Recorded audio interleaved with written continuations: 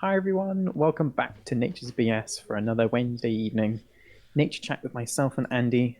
Sadly, Kat couldn't make it with us this week, but yes, got myself and Andy here for some nice chats. Got a duck evening, it turns out. All about Ducks. ducks. It's all about ducks. Everybody duck. And I love Pookie's emojis The with the colouring mallards duck. wagging their tails. Great. It's lovely to see Pookie. Hi, Pookie. Yeah, piggy hype. Good evening. Yeah, how have you been the last week or so? I've been good. Yeah, I've had 2 days out in nature, which has been fantastic. One of them didn't end up so well for me as the other one. Oh no. I had the best views I've ever had of a kestrel. Okay, while I have a camera on me. Oh Okay. no, I don't like where this is going. And I'm taking pictures of it, and I'm looking at the pictures, and honestly the pictures were amazing. I put one of them on Discord, which is a photograph taken of the screen of my camera, okay, or from my Oh, phone. I remember now. And honestly, one of the shots which I didn't take a photograph of was like so good. It was like a proper close up. So if I positioned myself properly, so I had the female kestrel's head here looking off like that, okay, and she was just looking off to the side, like doing whatever she's doing, and it was like crystal clear. The feathers and everything were in it. There was loads of detail, and I didn't have an SD card in the camera. Oh, oh, it's so sad. I feel so sorry because I you was I was that feeling of oh my gosh, incredible wildlife experience, and I got yeah, amazing photos, and then just that crash of like that little thing saying no SD card. no SD card. Oh, Don't take the card out. Well, Pookie, I take it out. Okay, I take it out super because glue it in. I. So I've got a little. You might have heard that because I've just disconnected this. So I've got a little like card adapter thing. So I put my Mm. SD cards in this, and then I can download all my images and stuff. And that's where the SD card was. Just plugged it back in again there. That's where the SD card was. Just sitting at home. Yeah, just sat at home, and I was like, oh. So because of that, as soon as I got home, the SD card went straight into the camera, and I went out on Sunday as well, and I saw some great stuff, and I got to take some pictures. So we'll get to see them today. Not, but That's good. not my amazing experience with a kestrel. That's really sad. It's one of those moments where like I know I will never forget my SD card again, but Or, why or did I have to or learn what I need to this? do is I need to start carrying a spare SD card with me all the time. Yeah, like spare battery, spare SD card. But you can connect the camera to your computer with a USB cable or download your image through Wi-Fi. I can download the image through Wi-Fi onto my phone, Pookie. The problem is that it's refusing to connect. It refuses to Oh. connect to my phone. So in October, no issues whatsoever. I was getting like whenever I took a photograph, it automatically downloaded to my phone, and I have made zero changes, and it refuses to connect. I've disconnected and reconnected. I've uninstalled Hmm. the app and reinstalled the app. I've tried to reset it up multiple times. It doesn't make a difference. There's something going wrong with the God, what's the name of the app? Snapbridge, and I can't figure out what's wrong with it. That's So, frustrating. because otherwise, I don't have to have an SD card. If that's working, it will automatically push it to my phone, which means I'd have all these great images. But Hmm. yeah, No. and I don't know when it stopped working. Yeah, I wonder if it's like weird app update and now it just no longer works or something like that, or Yeah, some weird hidden setting which has changed. or it could be that the app's updated, but I Hmm. have because I haven't plugged my camera into the computer. It hasn't had a chance to update its software, so Oh, it that's could be true. that. So Hmm. I That's might frustrating. I might just have to plug my camera into the computer and see what happens. But hey, Oh, that's sad. it's fine. It's fine. I'll have another experience like that at some point. Yeah, the important thing is that you had that wildlife experience. That's the main thing. Didn't show you all the images you took. Yeah. That's annoying. Hmm. Yeah, it's a little bit finicky. I wonder if there's another app out there that does the same thing that you can use that would connect to an Nikon camera. There probably Maybe is. There's probably an I use independent one. Canon. Yeah, I use Canon, so I have like a different app for that. But Yeah. I'm sure there are There probably options is one out there. somewhere. Yeah. The problem is that Hmm. they end up collecting all your data and all that kind of stuff, and I'm a little bit hesitant for that. But there we go. That's true. Anyway, what about you? How's your week been? Because I haven't seen you for a week. I know I was working on Friday night, so I couldn't join you for Planet Craft. It would have been then.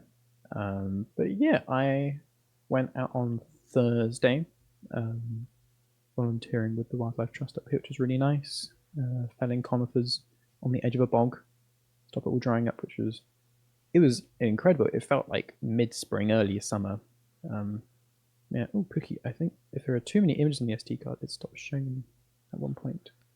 Oh, Wow. yeah. I think Okay. if it's full up on the SD card, like if there's just no space left to store it, then it might struggle or not save it past that point. But It could also be with me that because it's moved to, because there's two folders on your SD card that it saves to, and it could be that it only takes from one of the folders. yeah, that's an option. So it's DCIM and I can't remember what the other one is. Well, that's what it used to be for Canon anyway when I had a Canon camera. There's space on the Yeah. SD, the list in the app is limited. Ah, right, okay. That's very frustrating. Yeah, it's just I, I, I bet Nikon does nothing with the app whatsoever. Yeah, like those things definitely feel like they made it and then just like, Yeah, nah, that's done now. it's done Good now. luck. We don't have to worry about it anymore. It's perfect. Pookie, do you use? Because you said you stopped using the app. Do you take photos with an SD card in and then like take out your SD card or like plug your camera into your computer at home? It's I've not not used deleted a a single single image image. from SD card. I bet you've got a very large one, very large SD card. I've got a 128 in mine, and I Oh hadn't wow. even half filled it, and I've deleted off a bunch of stuff off of it now that I'm never going to use because they're either blurred or I've got a better image or whatever. So Mm. that's the reason it was still in my computer when I left on Saturday because I'd been clearing out some stuff because I want to start taking 4K. Now I connect with the USB cable, he says. That's probably the best way to go. That's probably what I'll do. I think I'll just connect with a USB cable. But if I'm away on Mm. holiday, I'm not next to my computer, and That's true. I want to be able to get stuff onto my phone so I can like put it up on Instagram or send it to my friends or something like that. Go, look what I've seen today. So, for example, when I saw the pine marten, Yeah. like I was sending that picture round, and I literally had to take a picture of the screen on the back of the camera to show that off. So, Hmm. but hey, there we go. Yeah. It's not the end of the world. Not the end of the world. How Yeah. anyway? So you were away on Thursday with the Wildlife Trust Yes. doing stuff. Yeah, that was really nice. And I'm about to say it felt like mid-spring, early summer. It was It's a bit of a sun trap there sometimes, but Yeah. it was so warm. I was working in a t-shirt for most of the day, having lunch in a t-shirt, sunshine. I was like, a week ago there was about a foot of snow here, so that was interesting just to be doing that in a t-shirt. But that was really nice. And then Saturday morning, went out for a walk up in Gwydder Forest, so kind of big plantation up in the hills, which was really lovely. So I got some photos from both those days to show in a minute. Cool. But yeah, nice to get out and about. Yeah, it's good. It's really good at the moment. Like the weather's really clear. There's obviously a storm about to hit tomorrow. Yes. Uh, like it could be so bad that I'm not going to work. So, Oh wow. which would be nice, but at the same time, it's not nice. Yeah. Yay. Yay, boo. suppose it means I can do some other things. You know what I mean? I could do stuff around the house or Hmm. whatever. But yeah, I'm gonna try over the next few months try and do like some 4K videos using my Ooh, camera that'd be nice. of birds and stuff. Oh, Tomorrow yes. might be the first okay day in a week of fog and 0 degrees. Whoa. Oh wow! You actually see tomorrow, maybe. I hope you've been wrapping up nice and warm. And I saw your fantastic images of Hawfinch from your window today as well. Oh, So good.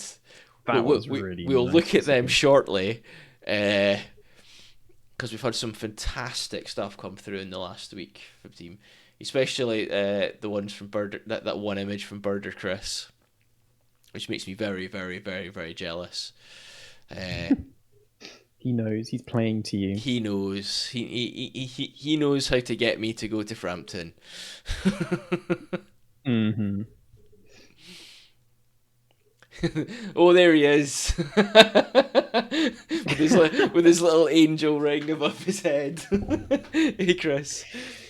You know what you're doing. Yeah, cool. So, shall we look at our wildlife encounters then? Yeah, let's go for it. Do you want to go first or Who wants to go? second? I'll go first. I think I went Cool.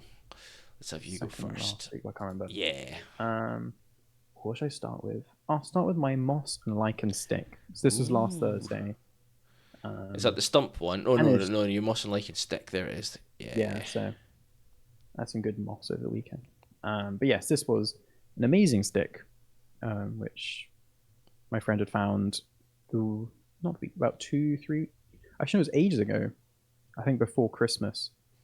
And then they wanted to go back and find it. Have you heard of Stick Nation? Has I anyone have heard not of heard of Stick Stick Nation? Nation. No. I hadn't before this point, and apparently it's like I think they're on TikTok and Instagram and things, and basically people send in videos of cool sticks, so like cool shapes, cool patterns, cool colors, cool things on them, and say like, "Hi, Stick Nation, this is a cool stick." Yeah, hello, person. Yeah, Stick Nation's Barnacle. awesome. Hi, Barnacle. And Poo Stick Nation is awesome. And Ooh Stick Nation is awesome. Okay. I thought it was a Poo Yeah, Stick so Nation. it's different account. Don't look at that one. But yes, it's just an account that posts cool sticks people have found. So they wanted to go back and find this stick to post it on or submit it to Stick Nation. So it was a very cool stick, and it just found under, I think it's one of the old conifer trees. But it's just so pretty with this array, like festooned, you could say, festooned in mosses and lichens, and it's just very pretty. We didn't keep it.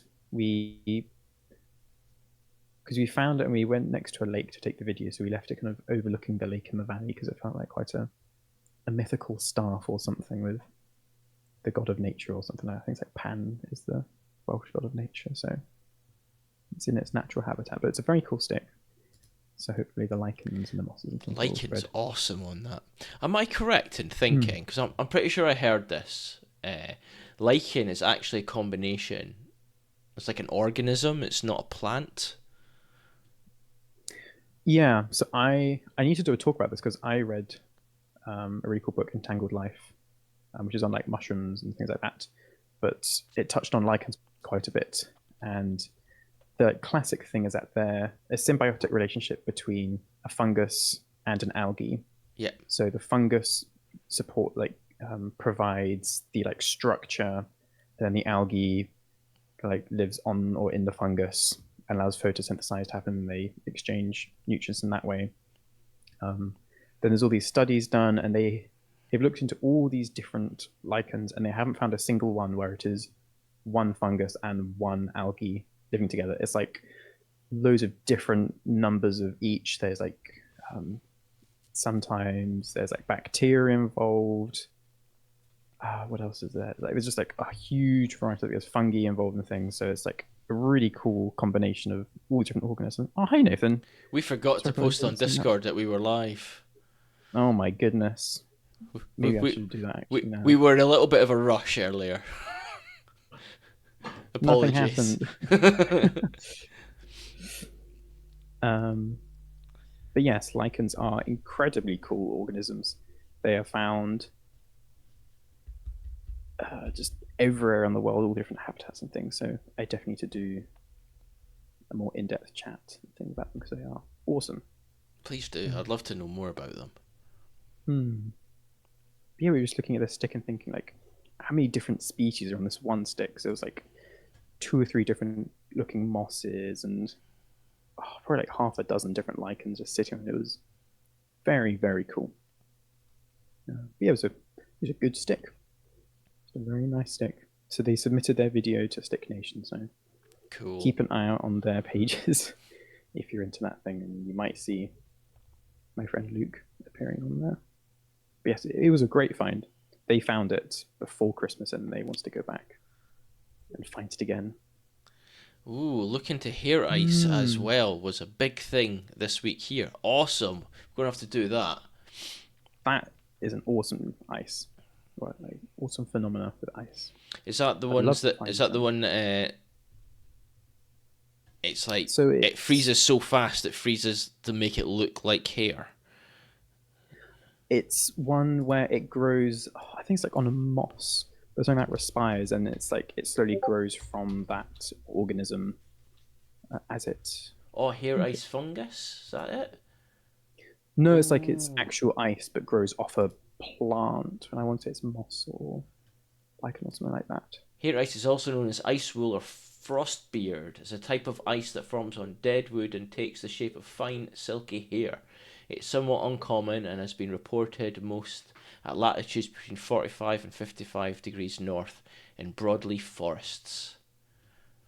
Oh There you wow, that's go. very specific. I'm looking at Wikipedia.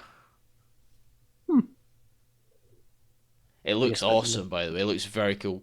Was that about Pookie? Did you manage to see any, or was it reported a lot from, close to where you were?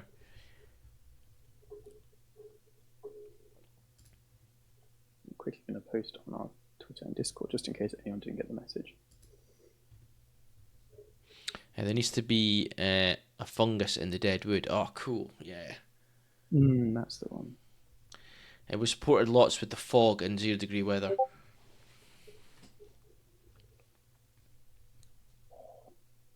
Yeah, it hasn't been that cold here, has it? Hey, oh, looky birdie. Oh, I caught the stream today. Fantastic to have you Yay! here. We finished, and as soon as we like clicked the finish button, you came into the chat. You were like, Yeah, that was last "No!" week, wasn't it? It was Yeah. so close, so close, oh, looky birdie. I hope you were well. Hmm. Cool. Anyway, moving on from the lovely stick of moss and lichen. Yes. Um, I'll move on to my mossy stump. So I had, yeah, I think most of my photos contain moss in them because we love moss here, don't we, everyone? It just looks really cool. Oh, So, in 2015, the scientists Hoffman, I'm going to pronounce this wrong, Matzler. Matzler, and Plus determined the exact cause of the hair ice phenomenon, linking its formation to the presence of a specific fungus called Exidiopsis effusa. That's Cool. very cool. Very cool. And then Oluka Birdie said, I missed it last time and had an exciting sighting to tell you about. Please do Ooh. share. Yeah, can't say that and then not No, tell and then us. not share what it is. If it's really exciting, we need to know. Yeah. Nathan Macro just put some wildlife encounters in Discord from today, including a very rare semi-slug and some fungi. We'll be checking them out surely. Not sure if I Semi will. What do you mean? Oh, look a birdie. It was exciting to me. It's exciting to all of us. You're building it up There now. We need is to know. there's no such thing as an unexciting wildlife encounter or No. sighting. This isn't true. Oh, it's on the Met Office website, the hair racing. Oh, that'd be cool. Look into that. See, But yes, Even Barnacle wants to know. do tell. Do I'll tell. go onto my mossy stump whilst we're waiting. Cool. There we go. So this is now onto my walk I did on Saturday, which was really nice, going around Llyn Elsie, which is a reservoir up near Bessacoed, up here in North Wales.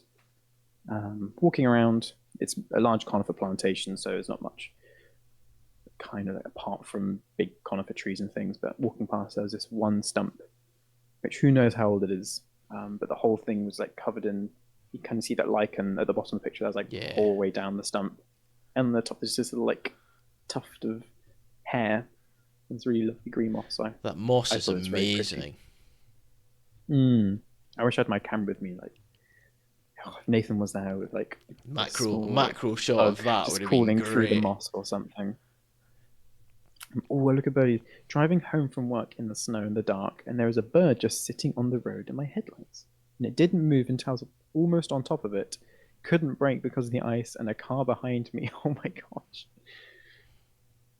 It is like a wee I miniature got forest on top of Barnacle. It's like its own Hmm. little universe, you know? Yeah, it's like it was just so distinct in this tiny little clump, and it just looked really pretty up there. And it just stood out because you just had conifer tree, all the spruce and Yeah. things, and then this lovely isolated stump. It went straight up and just missed my car, and it was a drum roll. Oh, I love the story. Lifer for me. Oh, even more exciting. Hey, Spooky. It's a jacksnip. Wow. That's What really a find. cool. Proper jack snipe moment as well, where you're just about to hit it and Yeah, then and it flies up. poof, it's away. It's like, no, now I'll go. Fantastical looking birdie. That is amazing. I love snipes and jack snipe. Like jack snipe is so tiny. The bars along the top, so pretty, like almost like shiny brass. I wonder if it was a jack snipe when you said it went straight up. Nice find. It is a nice find, Barnacle. Fantastic find. Good bird sense there, Barnacle. I've never seen a jack snipe. I've seen snipe, but I've never seen a jack snipe. So Yeah, I've seen them. Well, I'm almost stood on them a few times, because they flush when you're literally about to stand on them. So they've absolutely terrified me because they just explode out the ground under your feet. But they're just such beautiful birds. yeah, woodcock do that to me regularly. Yeah. Yeah.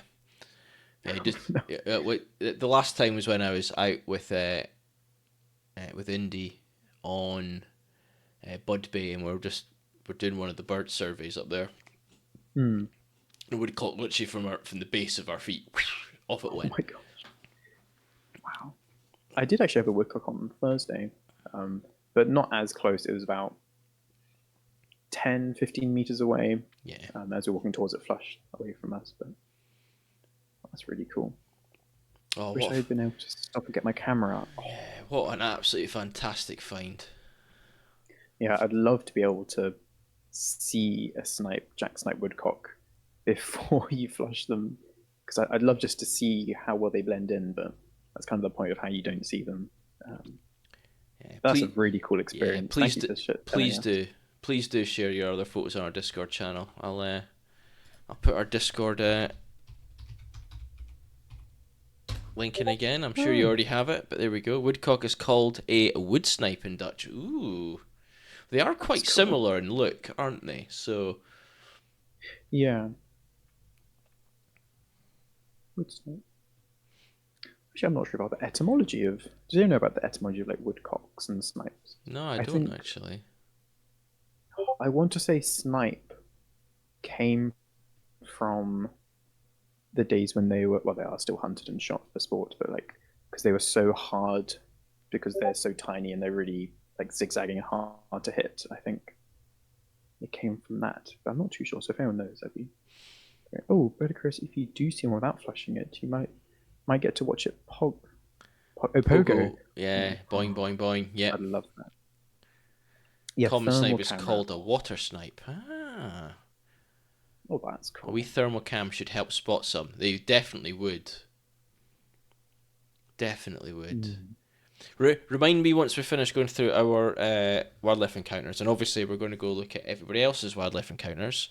Posted 3 waders from an actual trip to Loch Foyle in Northern Ireland. Cool. Looking forward to seeing them, birdie. Cool. Yeah, I've had an idea which I'd like us in the community maybe to do, which I think would be quite cool. I was inspired by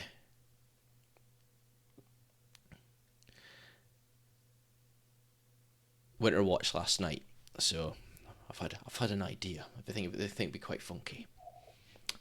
Anyway, Oh, moving I'm on. excited now. In Gaelic, And one thing snipe I've is got to say is that- treon. Is it treon? The jack snipe was on a road just outside a tiny village farmland. No mud flats or estuaries. Just wants to come say hi to you.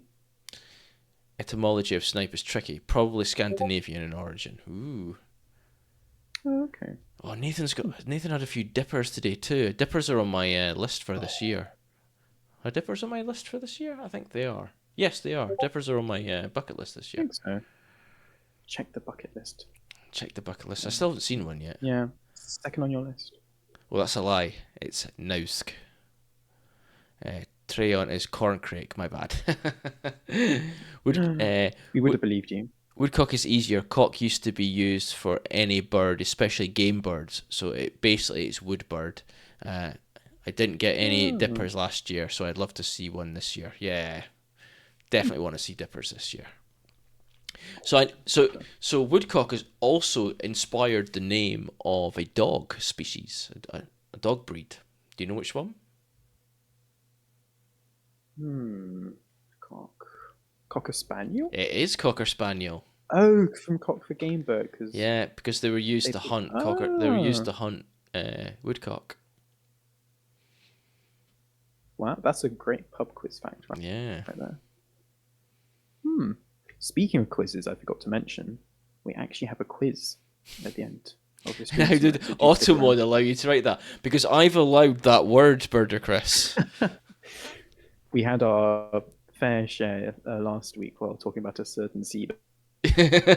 Yes. By the name of a shag. Yes. And then people trying to talk about it, and Nightbot's going, "Oh my goodness, they're talking about naughty things," and I was like, "It's just a bird." You literally have to emotes on your channel. Brilliant. Cool. Anyway, poor Twitch moderators with birds in nature. Shall we move on to your next encounter? Yes. It's just some nice trees. There's just a picture of some trees. There we go. They are spruce, so not the most exciting native trees, but I just thought the kind of thin birch in the foreground and the rocks all covered in moss, I just thought it was very pretty. So it's a cool shot, actually. Looking up at them as well, so it's like you're... Yes. Then my last wildlife encounter is my spotlight, so I'll hold off that for now. Okay. But it is duck related. Ducks. Yeah, those are my 2 outings from the last week, which was lovely. Nice. Good thing you love ducks. Cool. Everyone loves ducks. So I jump onto mine then. Go for it. Right, so I've already told the story, but some of you haven't come in. So I went out on Saturday, and I had some great views of a kestrel, but I forgot to put an SD card into my camera. That's so sad. So I got up early Sunday morning, and I went to Attenborough Nature Reserve. Yeah, oh look at birdie, oh no. My better half was laughing at me the entire day. She was like, I'm sorry to laugh. I know you're really upset, but it's really funny. Well, that makes me feel better. Thank you. So yeah, I got up early on Sunday morning to make up for it, and I went to Attenborough Nature Reserve, which is run by the Nottinghamshire Wildlife Trust. It's not far away from me at all. I did that once. I literally went back in my car and Googled where the nearest Tesco was. I was a long way off from anything, to be fair. And I was walking around Attenborough. So Attenborough is a wetlands nature reserve. It's right by the River Trent. It's quite a large area. And it's called Attenborough because it's actually part of right next to the town called Attenborough, or village called Attenborough. The Andiest of Andy pick is a pick that never happened. Thanks, Barnacle. That's quite good, actually. It did happen. He's on a t-shirt. It did happen. I did take a picture on the camera, and then I took a picture of the screen, and I put that on Discord of the kestrel. Obviously, the detail's not very good because it's a picture of a picture. off of a digital screen. But there we go. But I got some fantastic views at Edinburgh of some amazing birds. So the first one was this very obliging grey heron. And I wanted to show this because we call it a grey heron, but if you look closely at those back feathers, they look blue. That lovely, like, slaty Yeah, blue. it's absolutely stunning. It's very, very cool. Do love herons. I've been going on quite a few runs over the last few weeks, and I always see herons either like in a group, kind of roosting in the trees or up along the rivers and things. And they're just such lovely birds to watch. So that's quite cool. So Pookie's just said, in Oh, Dutch we call them blue, and Birdicris says the American version, almost identical, is called the blue heron. and then we're like, yeah, it's just grey. Yeah. Hmm. There we go. So my first duck of the day. Duck of the day. Okay, first duck of the day. Now I do believe this is a female mallard, but it's leucistic or leucistic, however you pronounce it. Ooh. Oh, that's very cool. Duck of the day. I need to start being a thing now. Probably fucky when they named it. Looking through, I was like, yeah, that's grey, isn't it? Yeah, just call it grey heron. Mallard, milady. Mallard. What was interesting, this wasn't the only one I saw. I saw 3 Oh, ooh. Wow. leucistic ducks. One of them was pure white, which made me think it wasn't actually a female mallard. It was something else, because I've seen pure white ducks before.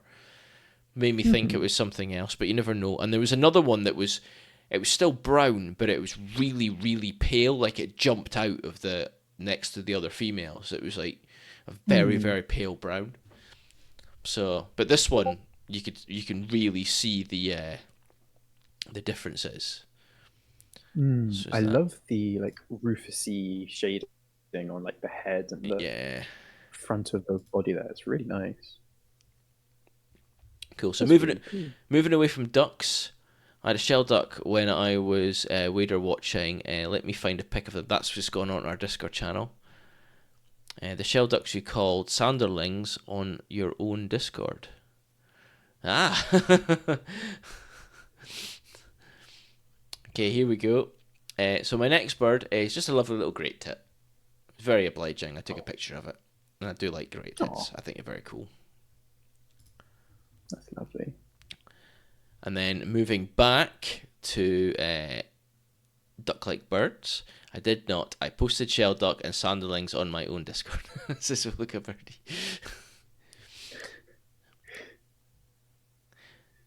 The next one are birds that we do see here all year round, but the numbers are increased over winter because of the migrants from further north and from the mainland of Europe. And they are goosander. Got a male and a female here. The male's on the left, the female's on the right. Damn, I did. Edited. Yeah, goosander are cool. I saw quite a lot of these over the entire weekend, on both days. They were surprised to me on Saturday, and then seeing them on Sunday, knowing they were in the area. Wasn't so much of a surprise, but I was surprised to see so many of them. They're so foreheady. I quite like that the male's got this beautiful flat head, okay, and then the female's got like a hairdo. Yeah. I think the male's kind of like a shaggy mullet going on or something like that. Large saw beaks. The male's on the left, that's the black head one. And honestly, it's beautifully round. It's really smooth. And then the dark rusty red one, it's like shaggy. It's very cool. Large saw beaks in the Dutch name. Yeah, they do. Their beaks are quite sawty-like. Why didn't you tell me earlier? That post's been up for days. Uh-oh. No one knows. It's okay. Cool. So moving on to the next one is another another bird that we do see here all year round, but again the numbers are increased drastically over the winter because of migrants coming in, and that is the goldeneye. So the image that's up at the moment is a female.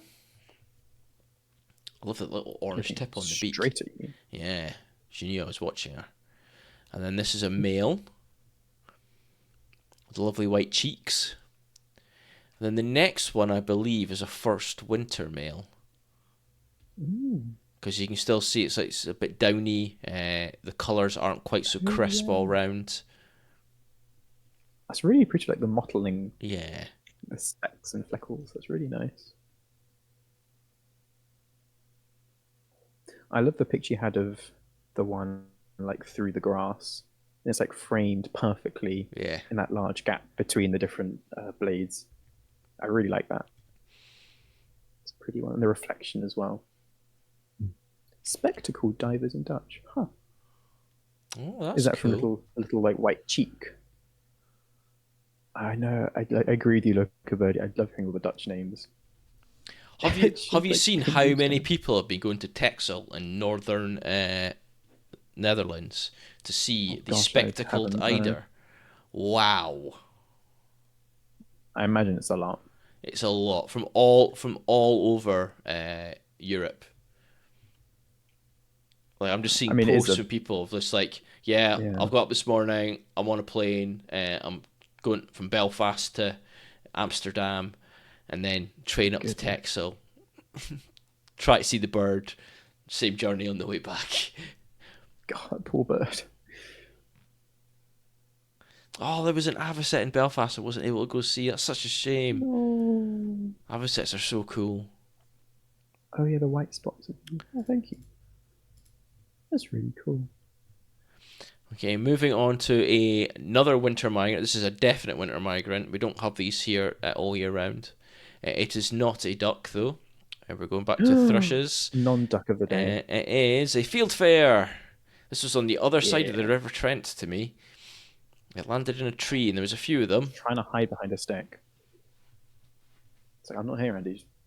There was a couple of redwings with it as well. I think it was 2 or 3 fieldfare, and then a few redwings with it too. Nice. And you could really see the size difference between the fieldfare and the redwings. Fieldfare's definitely bigger. Yeah, I remember seeing a flock, like a mixed flock of redwings and fieldfare. It must have been last winter, like the top of a field, and as you said, like redwing. Like, there's a fieldfare, and just towering above the others almost. But you don't really notice it when you see them like in pictures or just by themselves. You're like, oh yeah, it's just like average standard thrush size. Yeah. Haven't seen my usual redwings in my garden yet. Usually see a few in January. That's a shame. I've been watching your bird feeding camera, Birdie. It's been very cool. We'll let you know if anyone comes. There you go. So the fieldfare, and the next one is definitely back to a duck again. But I'm going to need some help with this. So I think, and this is after Nathan posted, what do you think this bird is? I think I've found a scaup, which I don't think I've ever seen before, but I'm not sure if it's a scaup or if it's a female tufted duck. I think everyone else in the chat will be better at IDing this than me, but I can confirm it's a duck. It is a duck. You'd lean to tufted, says Oh Look a Birdie. Tufted, says Nathan Macro. Cool. Is that because of the feathers on the head? I think maybe it's like the paler sides as well, because I've been looking a bit into tufted ducks for no particular reason. Because I see a lot of tufted ducks, but it's the white patches around the nose that around the beak that make me think it's a scaup. But female tufted, look at this. Deaf tufted, says Birdie Chris. The amount of black on the bill is key. Ah, right. That's interesting to know. Thank you for the clarity. So it's a tufted duck. That's fine. I like tufties. So a good duck. With scalps, the white bit around the bill is a lot more, and all the way around. Ah, right, okay, so it's actually goes up over the top. Cool, okay. I will keep my eyes peeled then. Thank you. But Nathan definitely saw scalp. Scalp only have a small black nail on the end of the bill. Tufties have a black band. Yeah, I was hoping it was a scalp more than anything else. Also because this is like in the Midlands, which is right in the middle of the UK. It's going to be unlikely that it's a scalp. But to get that clarity on what I'm looking for now is really good. So I will keep my eyes peeled. So white going all the way around the bill, and then the black on the tip. Black band on the tip. Cool. Scalp only have a small ID black lesson. nail on the end of the bit. Tufties have a black band. Do be aware of hybrids, of course, for which tufties are notorious. That's true. Cool. And there we go. That's my last image before we move on to our what do you call them? Spotlights. Spotlights. But what we're going to do is we're about to disappear, and then we're going to go look at your wildlife encounter. So I'm going to transition over, and you're just going to see us sat here like there's two Nicks. It's twice with me now, I'm afraid. You're stuck with me. Boop boop. There we go. We've disappeared now. So you've only got one Nick and a side of me. It's this side. Hello. I am the which one. And then we're going to go to wildlife encounters. Haha! There we go. Ooh, I hear we have Brent geese and purple sandpipers nearby. I'm probably seeing them without realizing. That's cool, Barnacle. Now, purple sandpipers would be very cool. And Brent geese, I saw my first ones last year. Okay, let's go up. Yeah, there you go. There's my amazing picture of a kestrel that I managed to take. And it was handy. Yeah. Oh, you can even like tell from the phone picture how good it would have been on the camera. It's so sad. I'm trying to remember how far back. So the 15th was last week, wasn't it? So we saw these ones last week. Cool. 16th, here we go. Right, so we're starting off with some rock pulling images by Nathan. Gorgeous. In his fantastic macro shots. This is cool.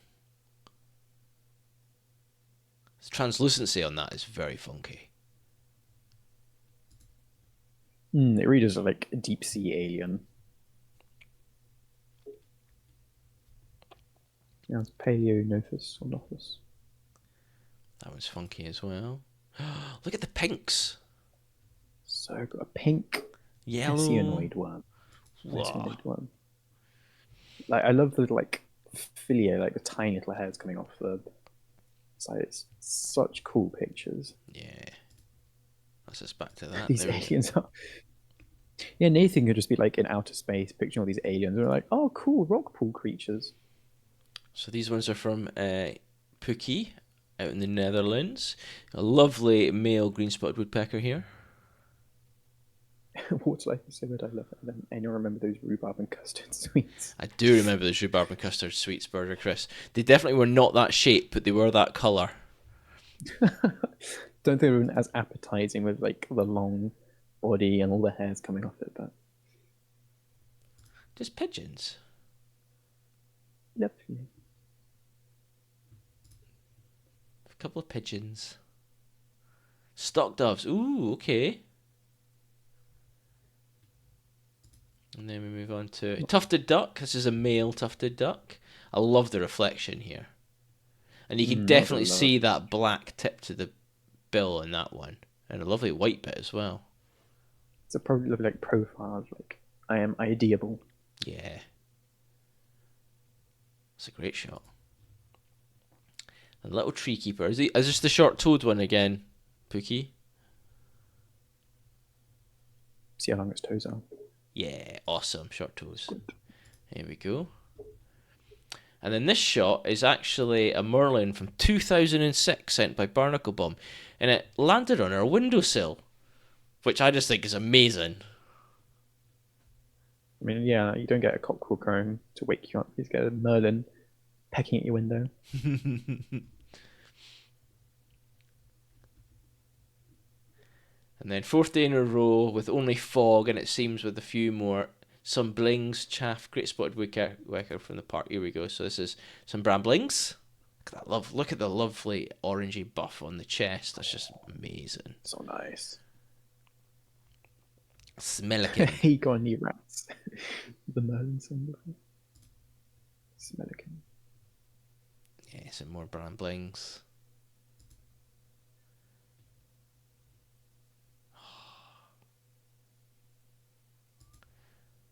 Great spot. Nice female. Looking into the tree there, going, I know you're in there, bug. Come out. I'm just going to stare at it menacingly until it comes to me. Now, this is from Nathan. This is very cool. So this is a green-winged teal. Mm. Look at that.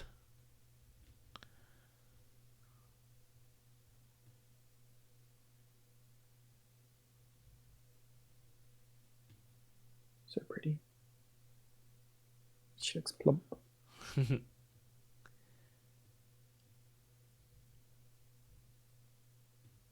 That teal paid extra for LED upgrades. It's not green, but it's just a green LED strip running along the side. Redneck grebe with a great crested grebe. So the redneck grebe's the one on the right, the great crested grebe's the one on the left. Mm. Beautiful kingfisher shot. I love this one. The light on that is just amazing. Really nice.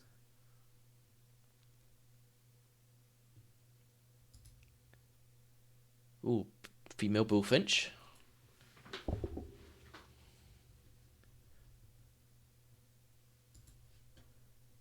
Some golden eye.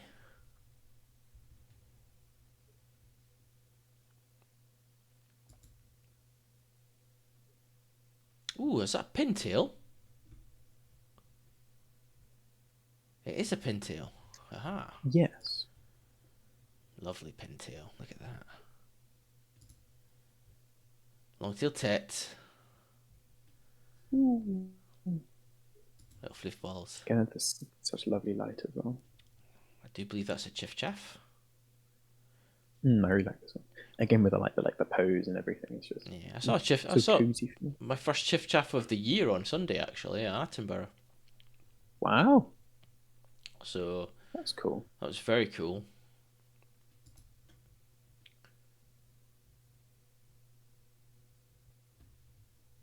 I want to say stone chat. It is a stone chat, yeah. I should know that better. I see stone chats all the time.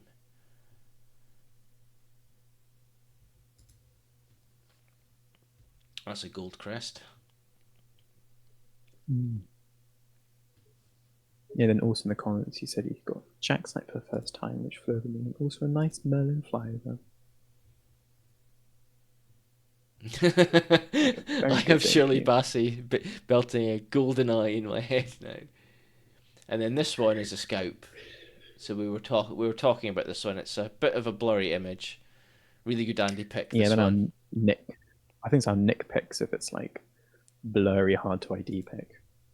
Taken through like far too far away, and you zoomed in way more than you can.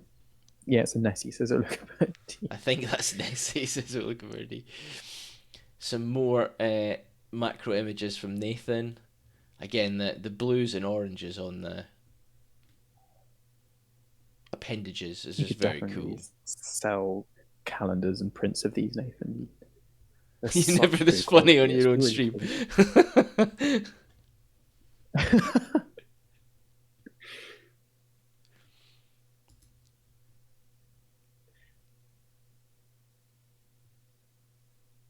I've no idea what this is.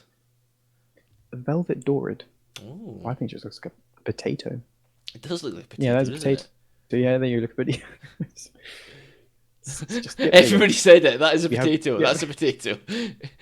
Sorry, Nathan. I think you got the ID wrong. It's actually a potato. I'm Irish. It's 100% potato.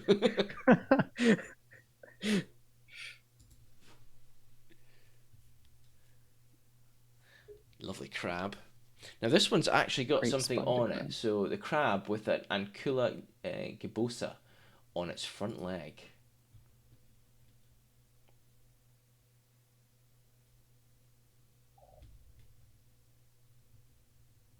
Very cool. What's the size of that spider crab, Nathan? 'Cause I feel like because they can get big, can't they? I'm just trying to work out the scale. This is one thing that's Is quite that hard it to measure there? this or get a sense of it. Size of your palm. About the size of your palm. Yes, Wow, that's it that's there. There you cool. go. Very cool. Type of sea slug on the leg. Huh. That last one's Catriona orantia. Orantia. Flatworms. Woo! I'd have to find a Japanese spider crab, but they're super deep sea. Those ones get to huge size, aren't they? That'd be really cool to find. Cycloporus papillosus, and then a bushy-backed nudibranch, or Dendronotus kiatliake. Oh my gosh. Bushy-backed nudibranch, I can pronounce that one fine. Now, the next image, before I bring it up, I did read the Twitter post by RSPB Frampton talking about like what had been seen that day, and then it was going on about, oh, and this bird just decided to land on the visitor centre. And here it is here. Classic. And I'm assuming, Chris, this was taken with your mobile phone. And it's a merlin just deciding to land. These are phone pics, by the way. Yeah. Land right on the visitor centre. And I saw some fantastic images by visitors that day of this bird. Sat on like a fence post and stuff right next to the visitor centre. Of course. And it's been spotted most days.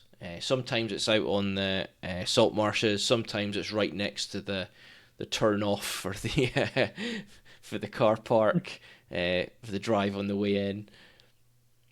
Burb just checking what cakes are on the menu. Yes, Barnacle, that's exactly what it is. It's beautiful. As you say, yes, I say, barnacles. So jealous. What a bird. Mm. Right, here we go. This is quite loud. Sorry. This is Nathan with a peregrine encounter. Oh no, that didn't work.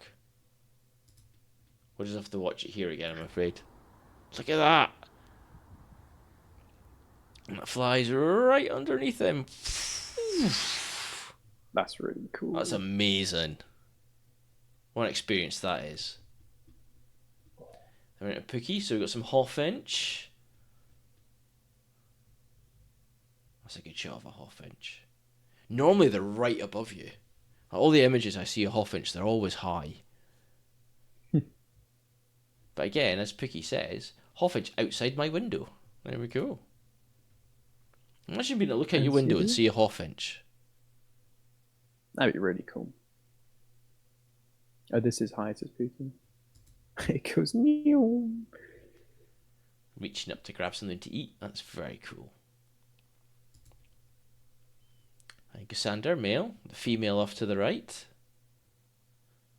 You're on the 6th floor, Pookie. Wow.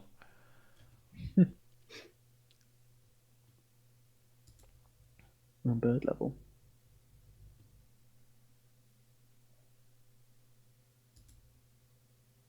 Oh, buzzard.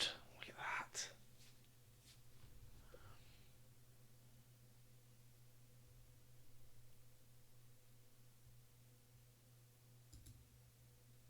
And a male kestrel. It is a very white buzzard. birdie. Yeah, it's interesting. Yeah, Pookie said 2025 is the year of the kestrel in the Netherlands, Yeah. which is cool. Is that like a not really a national bird, but that's very cool. Here, like a year of bird. That's Lovely very cool. stork as well. Let's keep going. Nathan again. Lovely slug. What's this? So 2 times reddish semi-slugs. It's Only got a half a weird slug. thing Makes a on its whole slug if back. you have two of them though.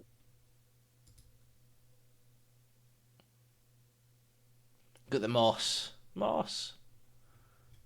Moss. That's its shell. Ah, it does look like a shell. And it's a righty. Not a lefty, it's a righty shell.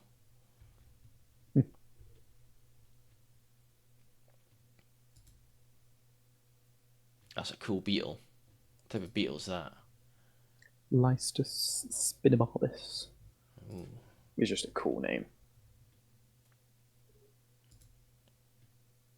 Some earwigs with eggs. Mm.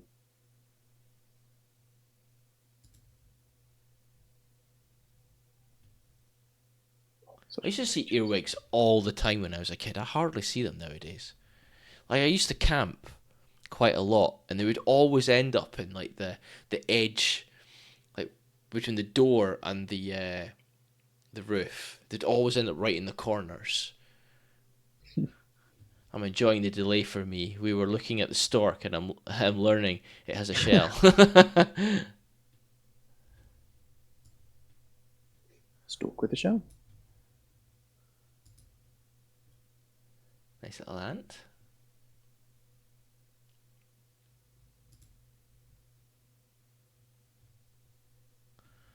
A curly thing. Whew.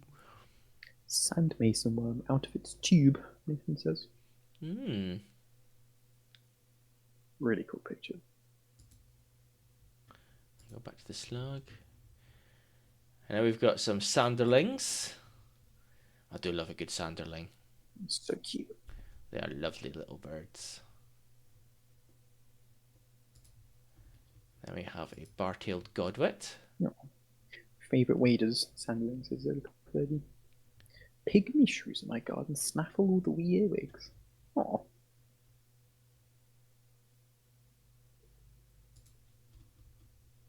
A redshank. That's a lovely shot. The reflection is very cool on that one. Mm.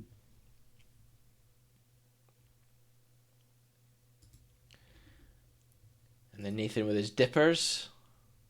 Dip, dip, dip, dip, dip, dip, dip, dip, dip. Happiest bird in the world. I didn't realise it was a songbird. Mm. Only aquatic songbird. Yeah.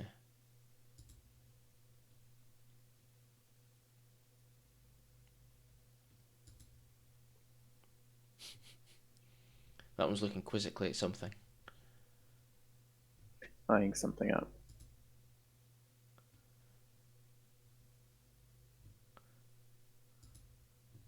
Very cool. And then shell ducks. I really like this picture.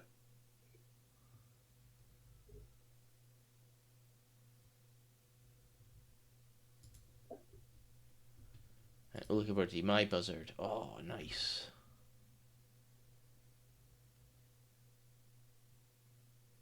Oh, in Dutch it's a thrush. I think it's talking about dipper. Yeah. And there we go. That is all of yours, folks. Let's get us back Ooh, on. There we go. Nathan says, don't forget to check out the shrooms he had today. Ooh, Actually had his okay, camera okay, for them. okay. Let's go. Oh yeah, we definitely check these out. Wow.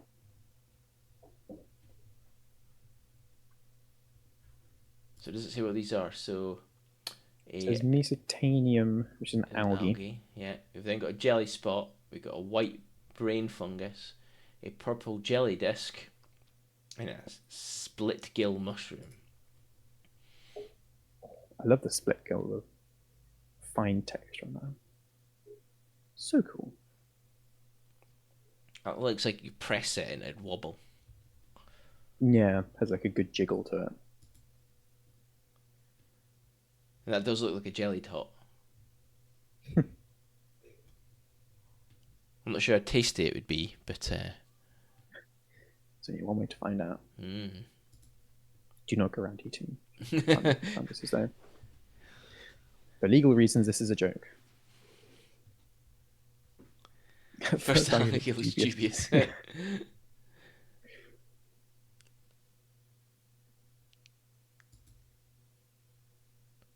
Lovely pictures of fungi.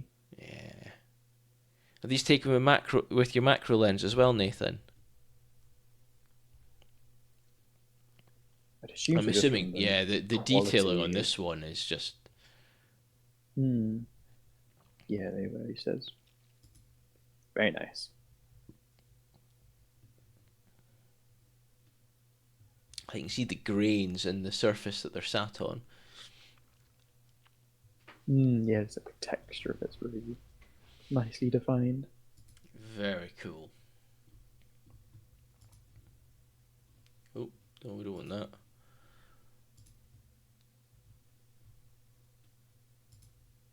Ta-da! We have returned. Amazing. We are back. Just like that. Just like that. Thank you so much for sharing them. Please do keep them coming. As we say every single week, it's one of the highlights of our.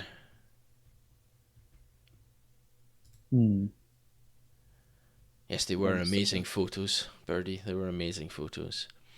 Cool. Shall I say nice. my little idea before we get onto our go for it. thing? Okay, so the Winter Watch team or Spring Watch team are currently doing a little challenge to see if they can see 13 different species of bird of prey at RSPB Arn over the 4 days that they are there, which I thought was quite cool. So I thought it'd be kind of cool to see if we did something slightly different. And instead of setting a challenge of like see so many of something, I thought, how many different species as a community could we see?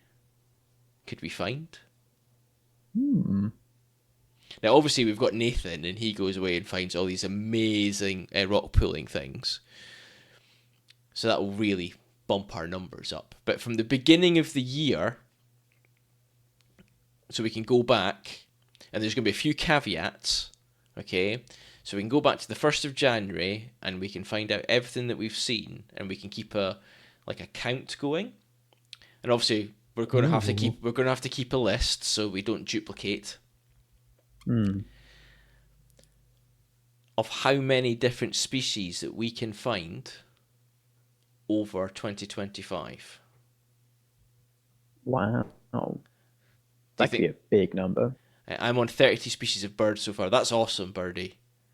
I have no idea how many, because I it's not something I normally do. I normally don't keep count of the different species that I see. I normally just go, oh, I've seen that, and then I write it down in my little diary of what I've seen. But it'd be kind of cool just to see as a community what we can find. See you later, cool. Birdie. Thank you so much for joining us. Thanks, Birdie. 67 birds this year so far, says Pookie. There you go. Yeah, because I remember when I came back from Skoma, we asked like how many species did I see. I think it was just me and Kat in the next stream, but I, very roughly looking back, I think I had about 293 species, including like plants, animals, fungi, seaweed, everything like that. So. And everything's going to count. Everything's going to count. So if it's an insect, if it's a moth, a butterfly, it doesn't matter. I think how many different species can we find? The caveat is you must have a photograph or a video, and it must be posted on our Discord. Yeah. That's the caveat.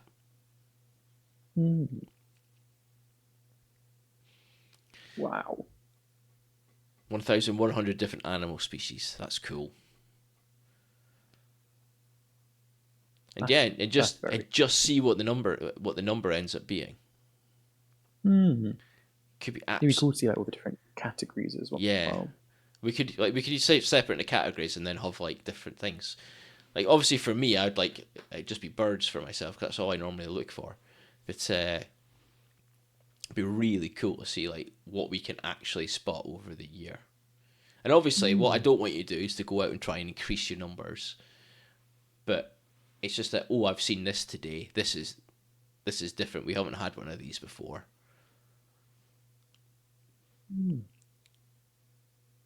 This is a cool idea. That sounds cool, yeah. So shall we do that? Shall we set ourselves that challenge as a community to see what we can get? That would be cool just to see how many you passively see as such. Yeah. Just carrying on with your daily walks and things like that. How many you see out and about? Awesome.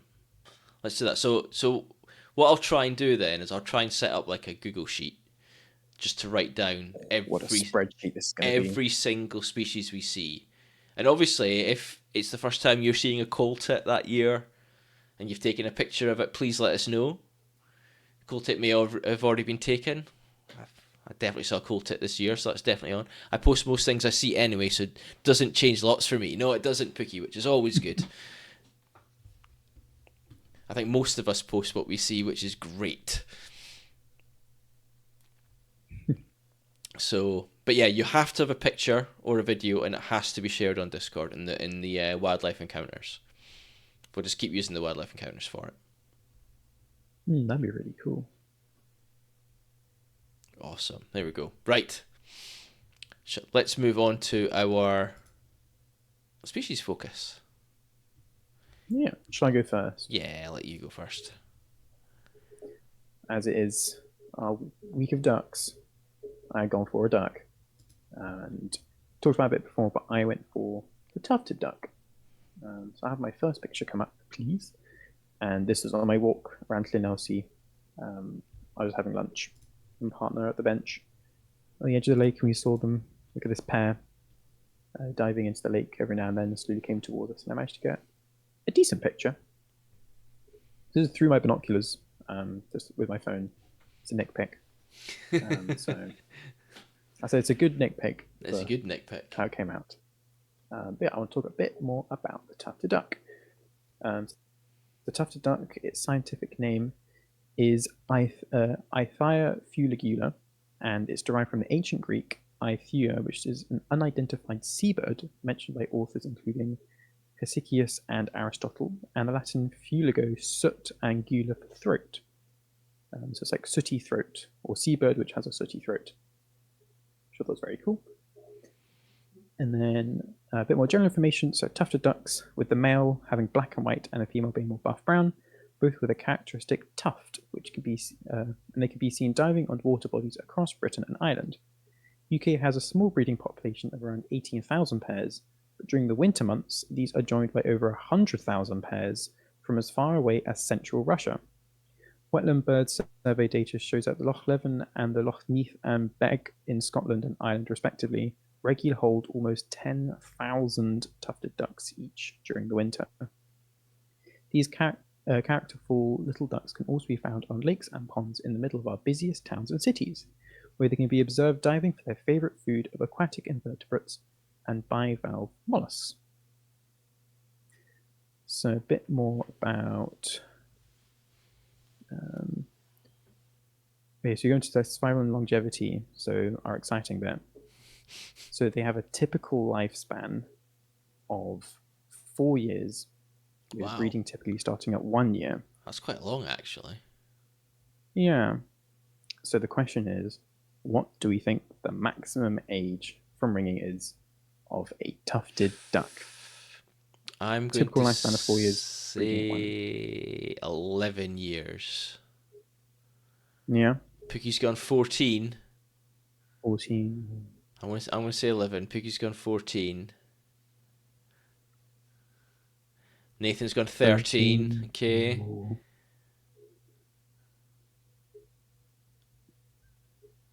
Is anyone going to really go out there? Yeah, it's tufted duck. 19 years, forever. 12 days, and a few hours, says Barnacle. A few. last until 12 o'clock on Tuesday morning.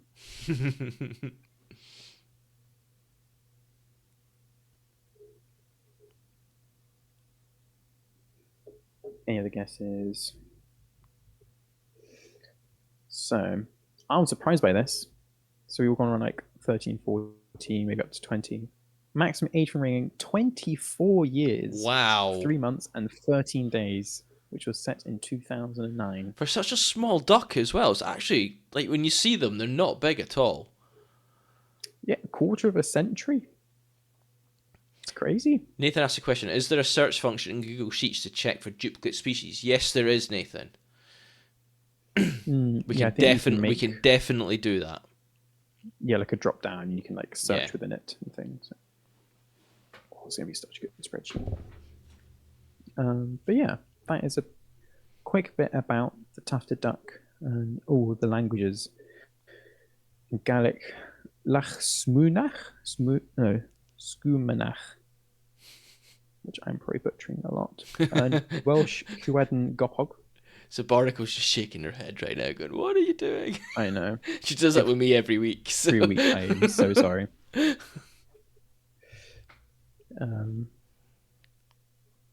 Dutch is Quifiend, if that's perhaps wrong. Danish, Trolldand. Ooh, in Slovak, Chokleka Flokata. I'm butchering all of these, so I'm just going to stop there before I offend Kufiend. even more people. Kufiend. Cool. You just excuse me for 1 minute, and I'll be right back. Go for it. Having a short intermission here. What's everyone's favourite duck whilst we're here?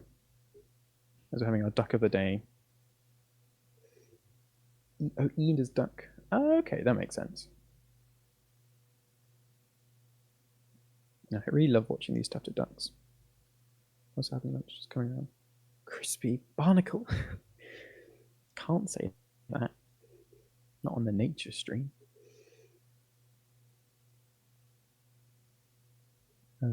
Also, another fun wildlife encounter I had. I was out for a run, and I have this nice running route I have along this stream along the old railway route, and I usually like herons and mallards and things there.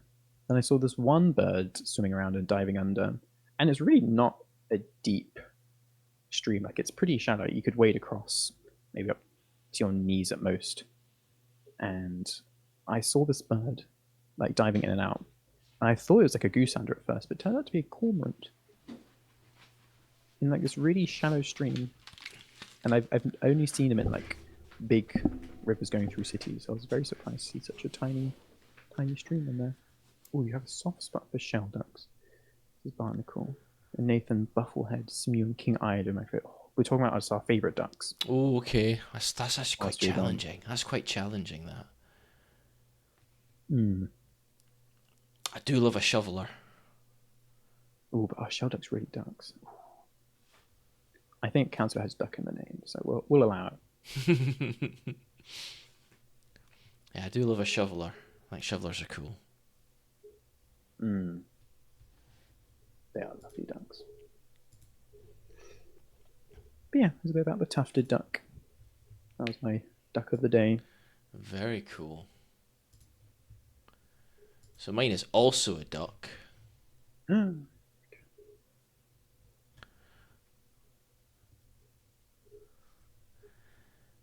mine is... What else they meant to be? Shells? No, stalks or shells. Oh yeah, thanks Nathan.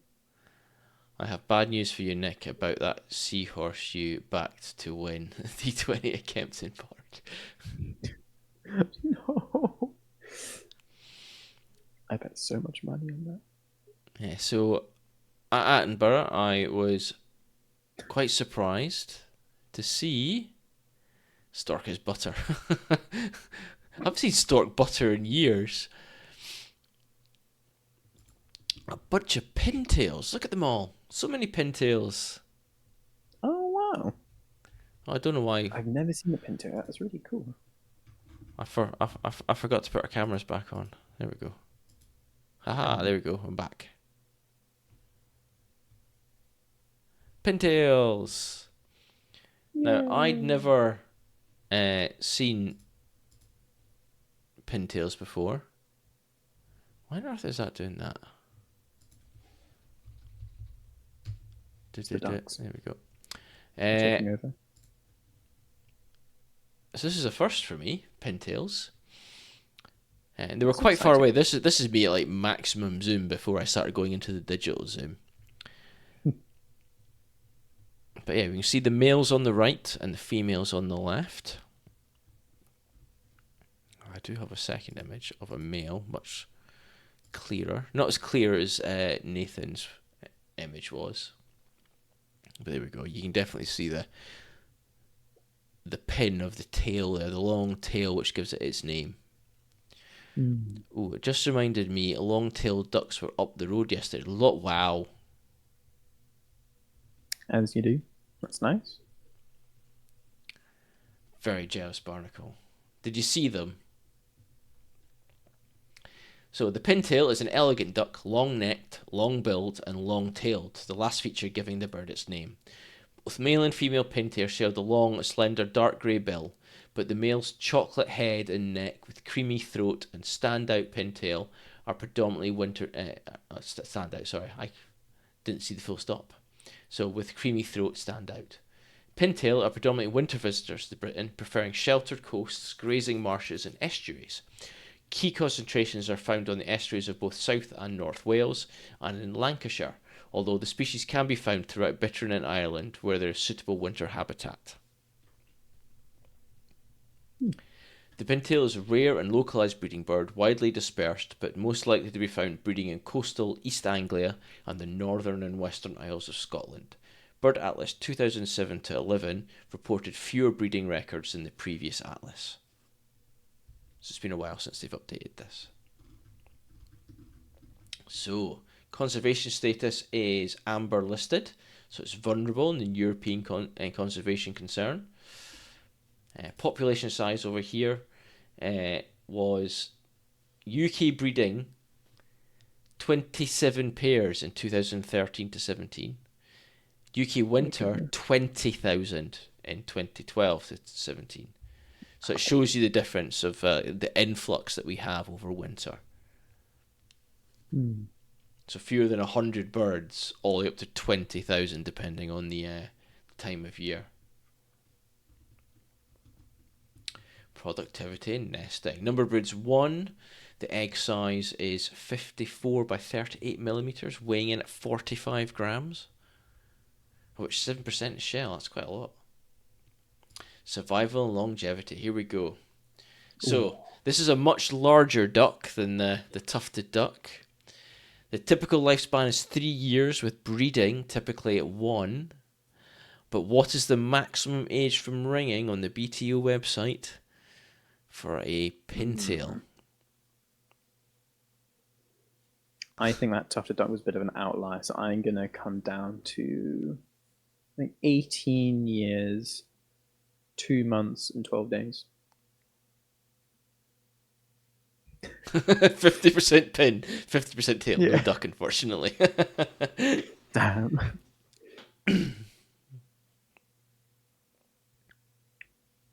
So Nathan's saying 17. You've said 18.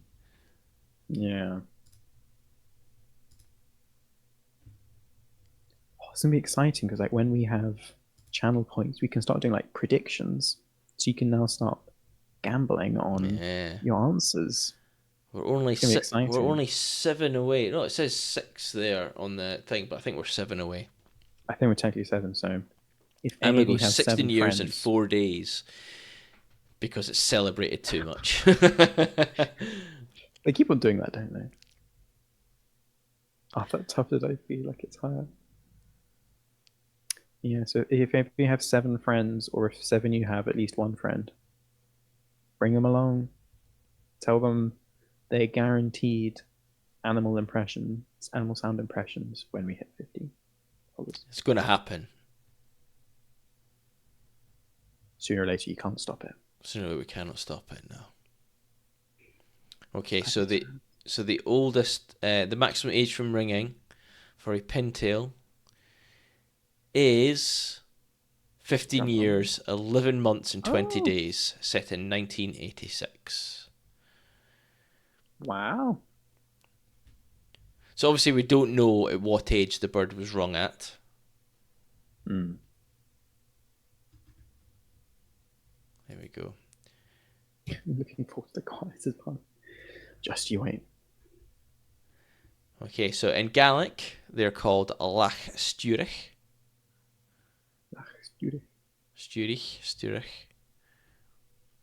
I could not get the pronunciation, Barnacle, off of Claire. And then the other website that I look at, I can never remember its name, pronunciation thing. It was a digital AI voice which didn't pronounce it at all. Never trust it. It was just like rah, rah, rah, rah. And I was like, no. So it's Lachstudich. There you go. It's got a dog to scops the microphone. In Dutch, it's Pilstart.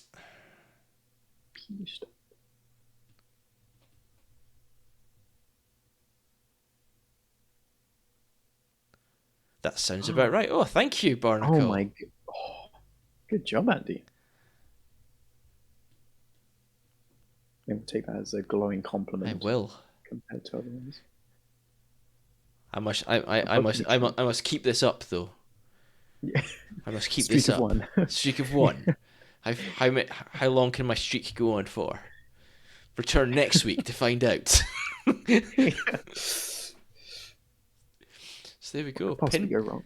Pintails. Yeah, I thought I was really surprised to see them.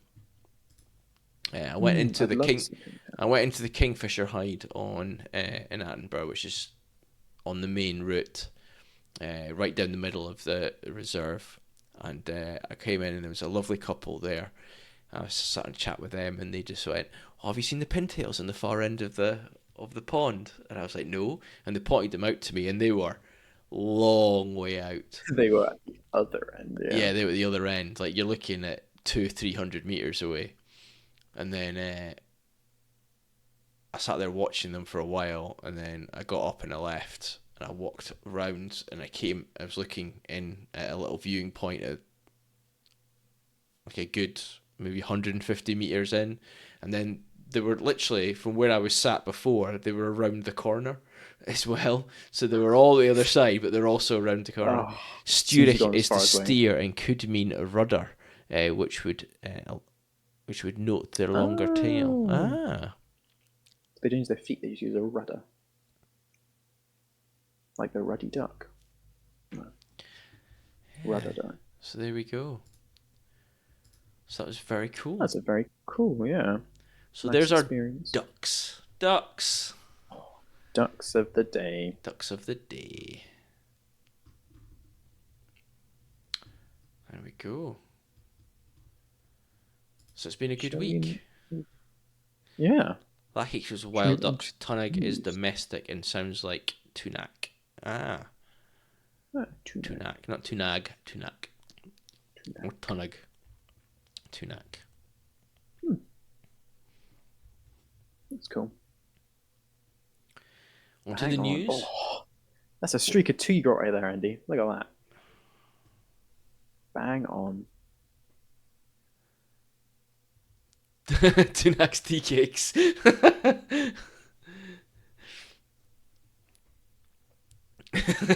I had a Tunnock's tea cake after dinner tonight. I did. Do love the Tunnock's tea cake and a Tunnock's caramel wafer. So good. So good. Yeah, topical.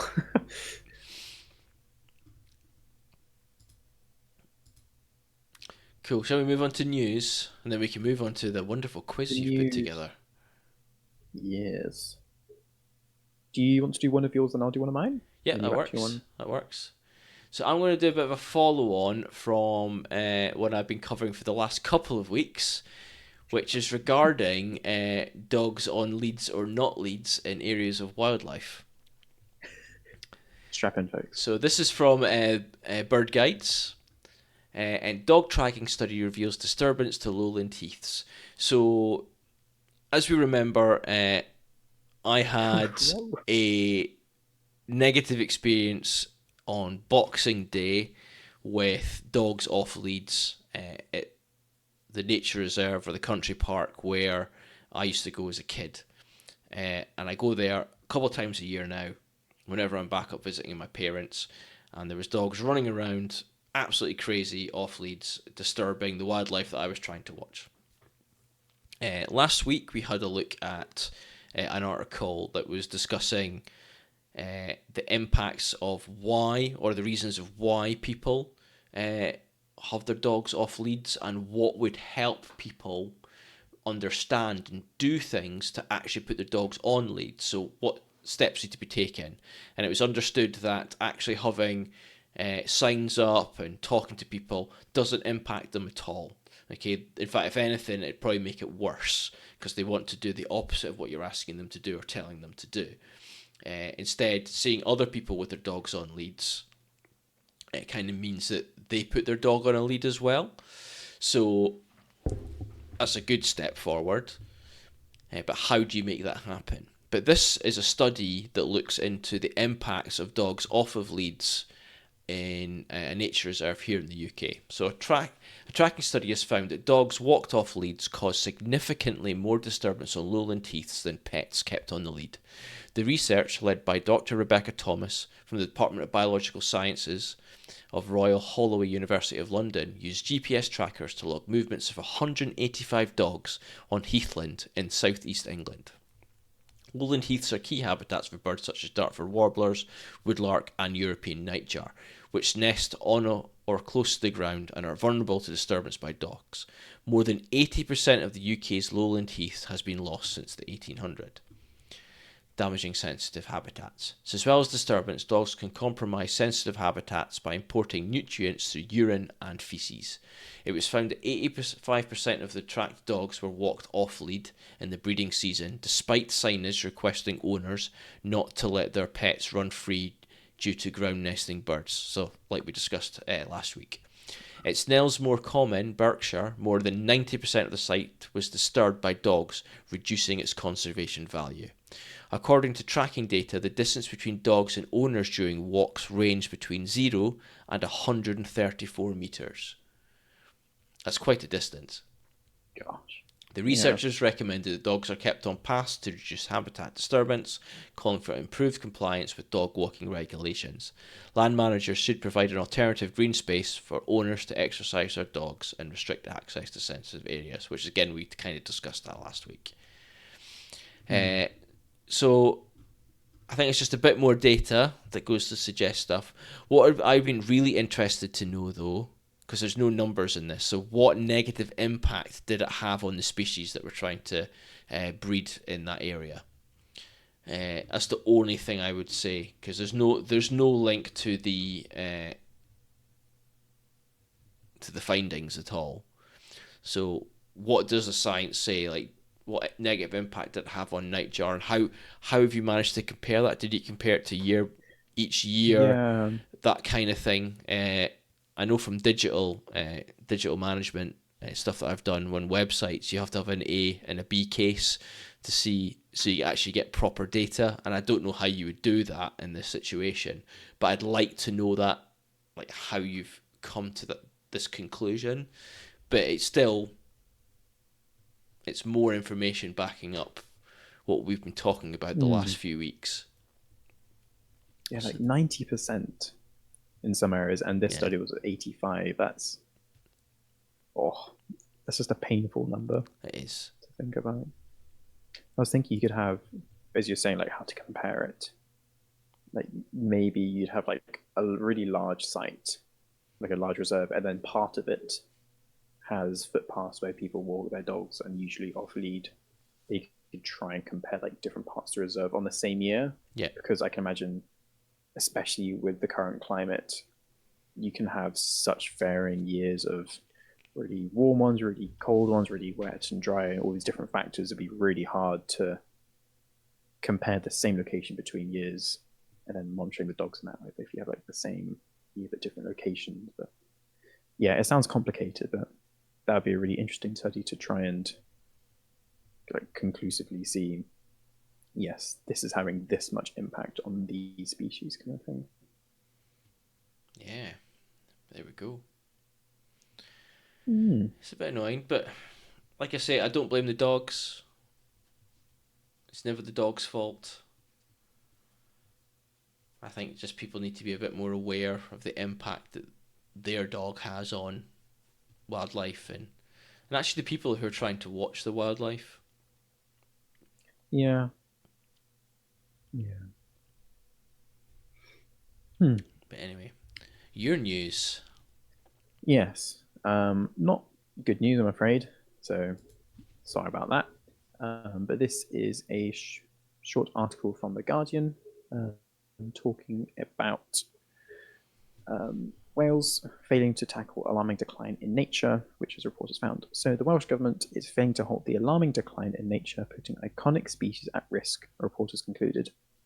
Labour ministers were accused of overseeing delays, undelivered commitments, and missed deadlines by the Senator's cross-party Climate Change, Environment and Infrastructure Committee. The Welsh Parliament Committee called on the government to publish firm proposals on how it intended to save nature, saying it currently lacked a plan, action, and investment. Conservation organisations who gave evidence to an inquiry set up by the committee said beloved species such as the curlew, which holds a cherished place in Welsh folklore and culture, were in danger because of a lack of effective action. In June 2021, a Welsh government promised to set legally binding biodiversity targets, but it admitted to the committee that these targets were now unlikely to be set until 2029. The committee said England had already set its targets and Scotland was ahead of Wales in the process. The committee found that important documents meant to guide the Welsh Government's biodiversity work, such as the Natural Resource Policy, NRP, which sets out priorities and risks, were years out of date. The NRP was published in 2018. So just a bit of information. In summary, Wales government not doing anything really. It's the same old story, isn't it? Really? We'll do this, we'll do that. We'll do it, we'll do it, we'll Years do go it. by, And then they never do nothing anything. happens. They make promises and not that they break them, they just don't fulfill them. Yeah. I think the bit that alarmed me the most was they tried to set it, or they talked about it in 2021, and then they've said it's not even they're not even going to set the goals, let alone act on those goals until 2029. Yeah. And then that'll get pushed back. Crazy. And then that'll be pushed Yeah. back. And then that'll be pushed Yeah. back. It's just it's ludicrous. It's absolutely. How hard is it to set a goal? It's not difficult to set a goal. Okay, you just turn around and go, "This is our goal." But the problem is, I think, in these situations, is there's too many people trying to get their point across. And what needs to happen is, they need to have one person that makes a decision, and then that's what they push for. Because if you think about it, in every business anybody's ever worked for, how many main lead managers are there, as in people at the top? Like, there's only ever one CEO of a company, okay, and that CEO is the one that makes the decisions. It's on their head if something goes wrong. So if the decision has to go up to the top, it's them that makes the decision with the information that they have. Yeah, I don't think that's what happens in these kind of situations. Whatever is happening. Yeah, you've got a bunch of people around the table and none of them can agree on what the target should be.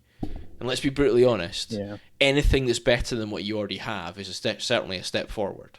So yeah, whatever's happening now is obviously and evidently having no effect and nothing is coming out of it.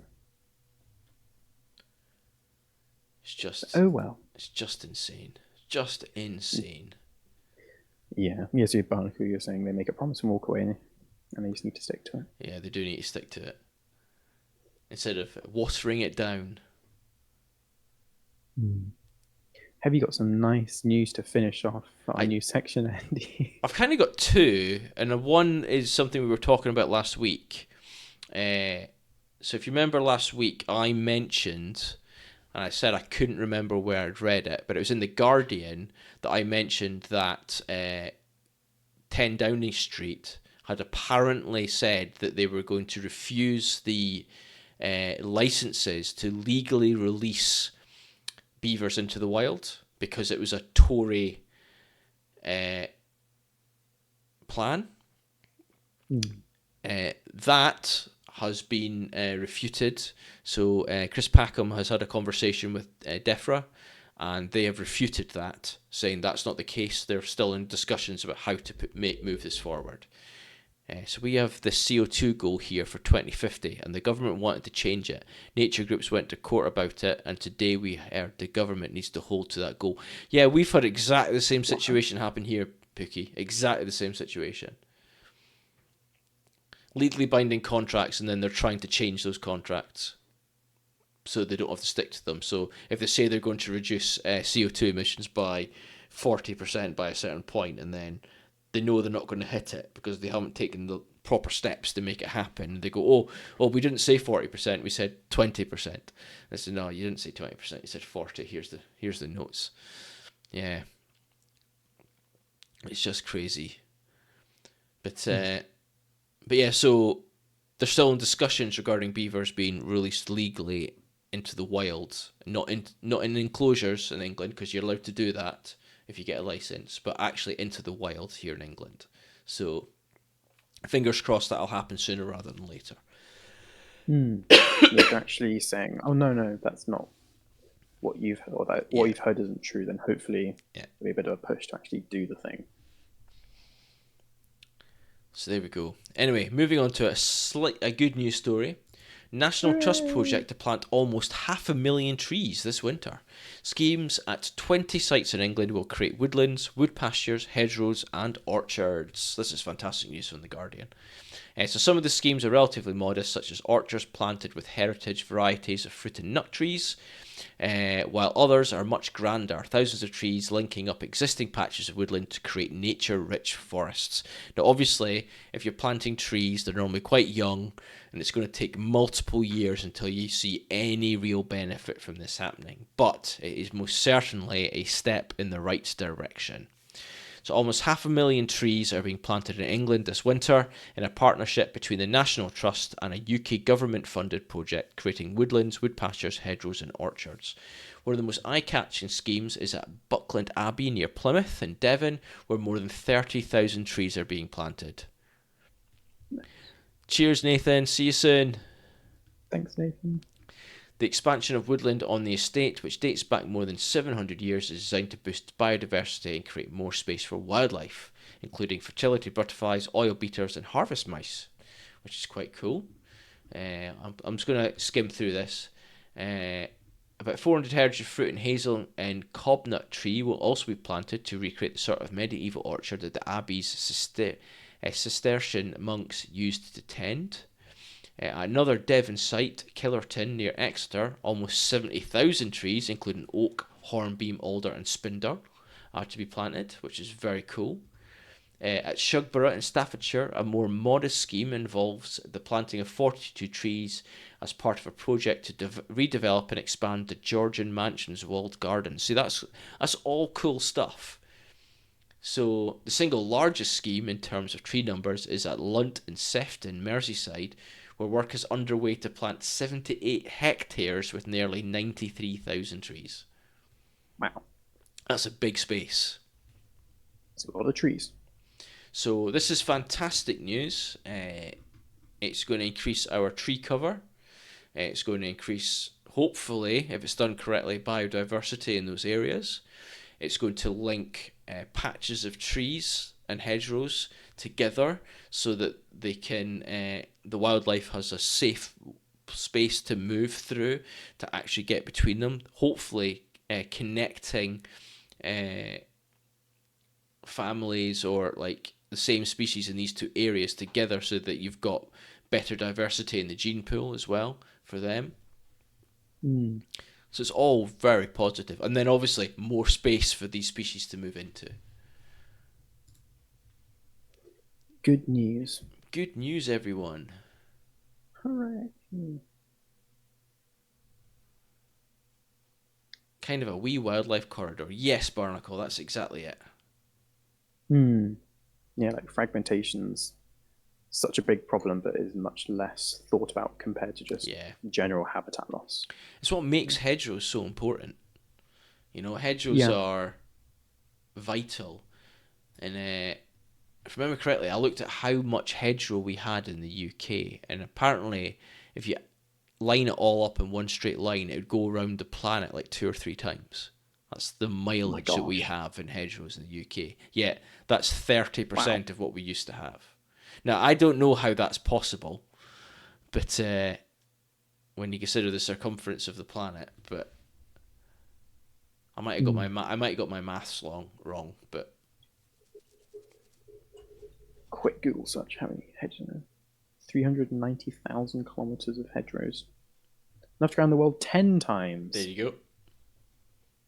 That was from 30th of January of last year. UK Centre for Ecology and Hydrology. Rejoin them twig by twig. Yeah, that poor intern. Can you just work out, like, just take all the twigs apart and put it round? Yes. But yeah, Lots of so hedge. it obviously goes to show Hmm. what we've got. Stretch it a bit further. Indeed. Yeah, so some good news. Anyway, shall we finish on our lovely little Yes. Finish with a bit of fun.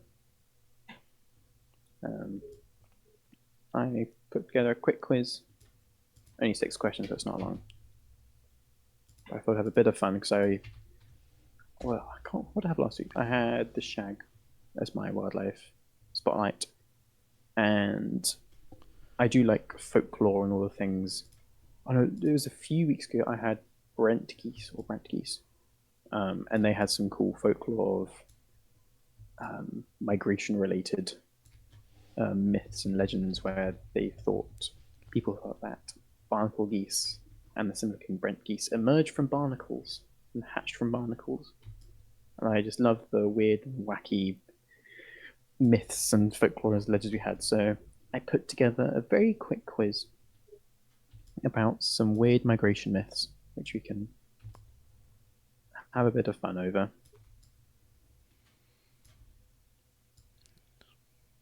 So hopefully, there we go. Here's the first question up. huzzah! So it's a migrations myth quiz. So our first question is: waxwings descend on the UK only once every few years, driven by food scarcity elsewhere. Before we knew about migration, people saw their arrival as what type of omen? So was it A, prosperity and wealth, B, mystery and uncertainty, or C, fear and suffering? Mythgration, yes, this is a mythgration quiz. C, Pookie straight in there with the fear and suffering. Fear and suffering. So I wouldn't know. I'm going to say mystery and uncertainty. Yeah. Because you only see them every couple of years. Yes, they're not here every year. Oh, but okay, both you guys are in for fear and suffering. So the answer is indeed C. So well done, Pookie and Barnacle. It is fear and suffering, and one particular waxwing invasion happened in the winter of 1913 to 14, and was seen afterwards as a harbinger of World War One. So there you go. There's a fun fact for you. What did they teach you in history? Wasn't anything to do with people and anything to do with the war. It was just the waxwings came over, and that's what caused World War One. Oh, Dutch name is plague bird. Got a poor waxwing. Not got a good look to them. But yeah, people thought they had, or their arrival was the omen of fear and suffering. So nothing good. I know, poor waxwing. We'll move on to question 2. Question number 2. Question 2. Ancient Roman writer Cicero thought the leading bird in a flock flying in a V formation kept the wind off its followers. And what else did he say about birds flying in a V formation? Was it A, that the V formation provides better protection against potential predators by ensuring that the birds are more spread out and harder to target as a single group? Was it B, when a different bird takes over at the lead, the previous leader rests their head on the back of the bird in front to lose less energy? Or is it C, The V formation might be a way to reinforce social bonds within the flock, with a leader in the front showing strength and leadership, whilst others follow and maintain group cohesion. Ooh. So, what do you think Cicero thought about birds flying the V formation? I'm going to say B because it's ludicrous. With the bird Yeah, resting its head. just flying, just having a little snooze. And I can see why you'd think that, because you see it from a specific angle. That bird would be behind, and it could look like it's actually close enough to rest its head. I like the Barnacle likes the sound of sound of B. B as well. Yeah. I'm going B. Yeah. Ooh, And Pookie's Pookie's on going C. C. Answer is B. So Oh! well done, Barnacle and Andy. Woohoo! Got one right. So Cicero thought that they flew in a V shape to keep the wind off its followers from the leader, and also so when a new leader comes forwards, the previous leader can rest their head. I just love that image as well. These guys are saying. But birds actually fly in V formations to gain uplift and to save energy. So it's all aerodynamics and stuff, which I just find really cool how birds must have found that out. We shall move on to question 3. It's not question 3, it's question 2 too. Because you've numbered them both number 2. As you can see. I blame Google Word or whatever it's called. Google, Welcome to question 2, Google which would have been Docs, 3. Thank you, Google Docs. Greedy goose, rest Famous your Greek weary head. philosopher. A famous Greek philosopher Aristotle suggested that certain birds changed into other species for the winter. Which of these transformations did he say happened from summer to winter? So the first bird would be what the bird is in summer, and then it will change into the second bird in the winter. So was it he thought redstarts changed into robins, meadow pipits changed into dunnocks, or ospreys turned into buzzards? What do you think Aristotle thought? Redstart to robin. Yeah.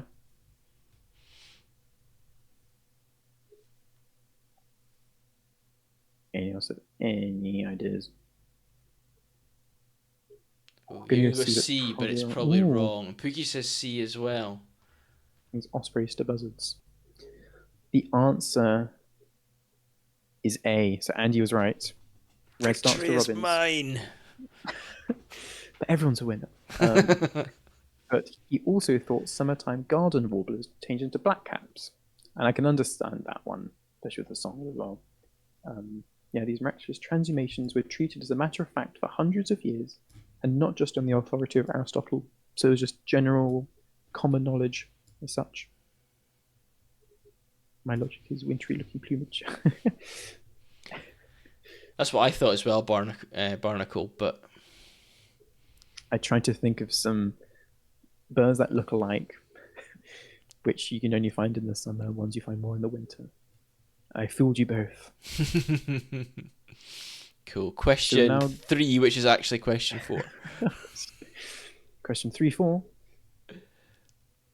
Moving on is, in the 1700s, scientist Charles Morton thought Arctic terns went where during the winter? Did you think they went to the end of the world, to the moon, or deep underground? Pookie, well, we had an osprey here this year. Shh. Aristotle doesn't want you to know that. It's secretly a buzzard. Where do you think Arctic terns go?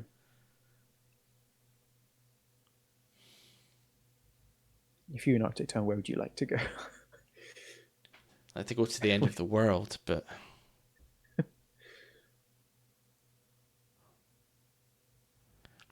I suppose the Arctic is kind of the end of the world. B because silly and B because cheese. God, in like the exams where you'd have like state your answer and then explain why you chose this answer. Like you definitely get points for working out. Silly and cheese. Yeah, I'm gonna say A, the end of the world, but I really want to say C, deep underground. Yeah. Yeah. I'm going with A though. So I'm going with A. I'm going with A, end of the world. So it's actually, you guys have done the other way around. It is the moon, B. So Pookie and Bar got it right. Quick guess. Do you want to guess how long he thought it took for these Arctic terns to fly to the moon? Just 2 weeks. 2 weeks. How long do you think? How long do you think it'd take an Arctic tern to fly to the moon? Uncle and Pookie. Imagining you're a 1700 scientist. Put your head in that mindset. He wasn't Full a very year. smart scientist, but a full year. Charles thought it'd take around 60 days to fly to the moon. Yeah, and fun fact, the longest lived Arctic tern recorded was 31 years old, which means given their immense migrations, it may have flown around 1.85 million miles in its lifetime, which is actually the equivalent of flying to the moon and back almost 4 times. So perhaps the myth wasn't so far-fetched at all. Yeah, they travel like 5,500 miles. Sometimes they sometimes they fly from the Arctic to the Antarctic and back again in the same year. It's just insane. What birds? Honestly, those birds are just exceptional. Really cool. We'll move on to question 5, which will be question 4 probably. It says 4, but it is question 5. Welcome to question 4/5. Goldcrest earned the nickname Woodcock Pilots, as it was believed that they hitched a ride on woodcocks' backs, which is quite a common myth which I've seen around. But what other group of birds did people believe Goldcrests hitched rides on as well? So did people think they also rode owls, eagles, or geese? So as well as woodcocks? There is a story of how the wren became the king of the birds. If you remember the story, if you heard this as a child. My dad used to tell me this story. I only heard about it whilst researching. And it was the wren hitching a hide on the back of an eagle, and then it took off, so it was higher than the eagle could fly, even though it just jumped up. And it won. Because that'd be a danger move, as if the others aren't.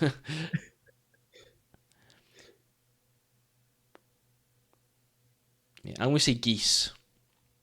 C. Yeah. Do you know what? I can't remember what mythology that story came from. Was it Greek or Roman? I think it's something from the UK because it. Oh, wow. Because so when my dad told the story, he always told it with British birds. So I don't know if that story has come down through generations from something, I don't know, like Greek or Roman or whatever. So. Greek history. That's really cool. The answer, Barnacle got it correct, it is A, owls. So people also thought that they hitched rides on owls. I wonder why they thought it was owls.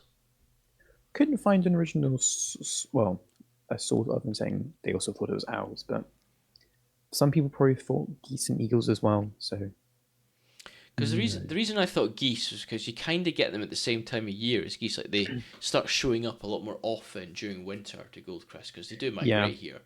So, and geese arrive at that time of year as well. But owls other than short-eared owls and eagles don't really migrate. Yeah. But then they thought Arctic terns flew to the moon, so that's who true. knows what they were doing back then. That is very true. Cool. On to the final question. Final question, 5/6. I have no idea who's winning in terms of points, but I think everyone's winning. Final question. This is my favorite one. What did the Romans and Greeks think cranes did over the winter? So did they think that they flew into the underworld and were just drinking with giants, spending the winter drinking with giants? Did they fly into the heavens and eat and dance with the gods? Or did they fly to the end of the world and do battle with armies of goat-riding men? Well, that last one's ridiculous. And the other two aren't? I'm going to say B, flew into the heavens, eating and dancing with gods. I read A as drinking granite. God, these cranes. Pookie says C down because it is the most ridiculous of the three. And do we think Nick can be more ridiculous than that. B for me, it Yeah. sounds like a fab time. Yeah, I think B as well, Barnacle. Yeah, so there's the answer of what you think is correct, and then there's the answer of what would you like to do personally during the winter. Um, but the Greeks and Romans thought that cranes did fly to the end of the world and do battle with armies of goat riding men. So it is C. Well done, Pookie. So well done. Go forth into the world and tell people what cranes really do during the winter. Because have you seen a crane in winter? Apart from you, Pookie. Brilliant. There you go. A short quiz about some interesting migration myths. Awesome, awesome, awesome. Yeah. Right, and that's it. That's us done for the whole Yeah. stream. Been on What for are you doing 2 for hours. 2 hours. Oh my gosh. So what are you up to the next week? So obviously working the next 2 days, depending on weather. Hmm. And then, imagine living in those ages without Google. Yeah, totally, Barnacle. True. And then I'm hoping, if the weekend's okay, to get out. I'm hoping to get up to Langford Lowfields, which is just outside New York, just north of New York.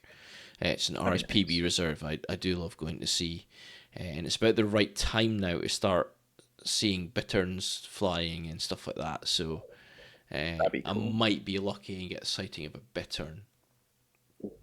So that'd be very, very cool. So I'm either going to do that or I'm going to go to Sherwood and try and find lesser spotted woodpeckers. Oh, like a good week. So that's one of the Yeah, hope two you get things I'm the- hoping to do this weekend, and it'll end up being a third thing which I haven't thought of yet. So We're going to get tempted out to a certain reserve for Merlin spotting. maybe no, I can't justify driving all the way over to Frampton again. Not with the weather looking as mixed as it is. So. You get blown in one direction and just stay Yeah. there for a day. What about Well, you yourself? never know where the birds go after the sun goes down. I'm heading out tomorrow again to volunteer, so it might be a bit blustery and drizzly, but Yeah. should be nice. Up to the bog again, maybe putting out trees and things, doing some odd jobs. Leave a rat in your window and the Merlin will come to you. I wish Kinda that was locking true in in a window. Barnacle. I would most definitely get crows, magpies, maybe a sparrowhawk. I might get the sparrowhawk over. I got a sparrowhawk comes to the garden occasionally, so I've never seen it, but That'd be cool. my partner, she's got pictures of it sat on top of the garage, which is literally just the window that's like right there. The garage is just about 4 meters from the, not even 4 meters, That's very cool. literally right there. And you look out the window on the roof, and then it was at the other side, the other end of the roof, which was cool. That's very cool. Room for a lifer, then, yeah, definitely. How about you guys? Mark and Pookie, you got any plans for the week? Yeah, I think it's meant to be a bit poor weather-wise. Yeah, it's not at supposed least in to the be nice, beginning but of the weekend. But Pookie was saying that tomorrow is supposed to be nice and clear for him where he is. Yes, so true. Here's hoping that happens, Pookie, and you get to see some sunlight again and no fog, Something. and some lovely wildlife because of it. So Clear. Let's come on. Wonderful. I was thinking, who should we raid? raid. At the end of the stream. Who should we raid? Barnacle, do you have any people you'd want us to raid? Go spend some time, go say hi to. Oh, Barnacle says it's not bad here, so gonna just observe the wages I can't ID from the window. That'd be nice. That sounds nice and relaxing. So California Burbs and Hoot House live stream are both live at the moment. Ooh. So we could definitely go to one of them. Nature's BS is like, oh my gosh, Barnacle. And you should raid Nature's BS. We should raid Nature's BS. Oh, can't see us. There we go.